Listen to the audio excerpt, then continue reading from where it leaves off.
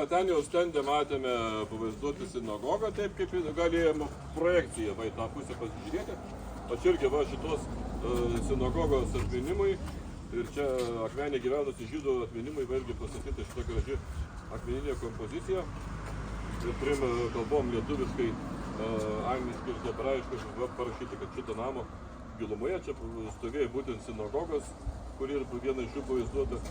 Ir toliau, ir kaip jau minėjau, čia buvo uždarytos moteris ir vaikai žydų prieš juos išvežant ir gabenant sušaudyti. O sinagogos pačios sudegė, bet jos vokiečiai nekas sudegino, ten buvo rusų belaisviai uždaryti. Ir ten buvo pamėtyta jiems šiaudų, kur gulėti ir kažkas rūkė. Numetė šitą cigaretę ant šiaudų, užsidegė ir taip ir ta sinagoga sudegė. Aišku, niekas jų jau nebeatstatė, nes tiesiog nebebuvo niekam mesti. Taigi belieka tik kažkoks ženklas. O dabar mes esame prie pat senosios vaistinės, galime čia paeiti kelius žingsnius.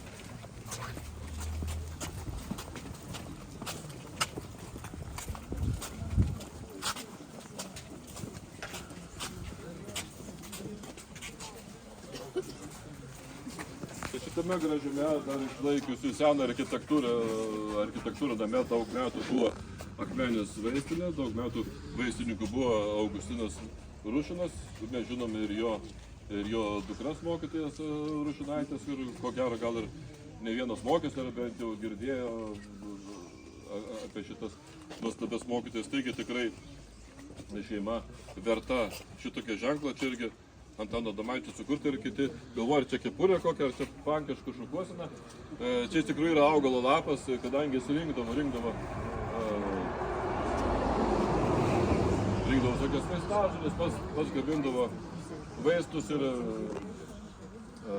man pasakojo viena moteriškė, kuri farmaceutikos baigė mokslus ir kur dirba paskui šitoje vaistinėje pas Augustiną Rušiną, sako, aš čia iš jo žymiai daugiau ko išmoko negu ten mokykloje. Sako, jis buvo labai kruopštus, labai žiūrėjo, kad būtų švara tvarka, kiekvienas miligramas paskaičiuotas, kad jokios klaidos, patys vizuojat, farmaceutikai klaidos nelabai gerai.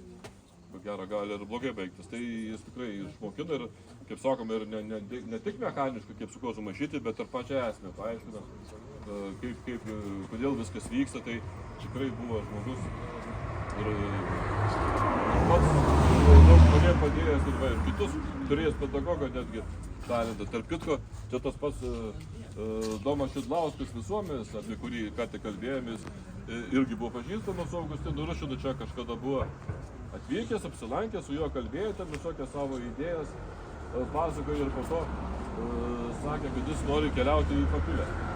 Išėjo iš namo, bet pamatė Augustinas, kad jis į kitą pusę pasuko, tai bėga ir paskui šaukė Papilį ne toj pusėje. Aš pasirodo, tas Domas išėjęs tiesiog pakeitė savo nuomonę, nebeis Papilį į kitą pusę.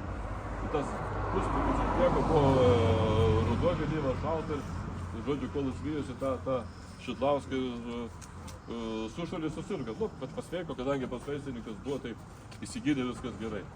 Tai va, tai tikrai tokia skulptūra graži ir, čia aišku, visi vaistinės dalykai gražiai įsakyti, verta tikrai šeima šitokia paminėjimą, dabar yra įsikūrė, parašyti, matėte.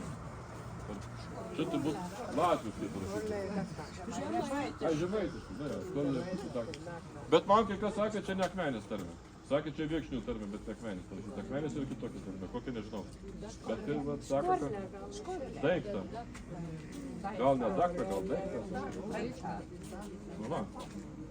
Dabar einam prie istorinės temos ir paskui eisim jau į muziejų.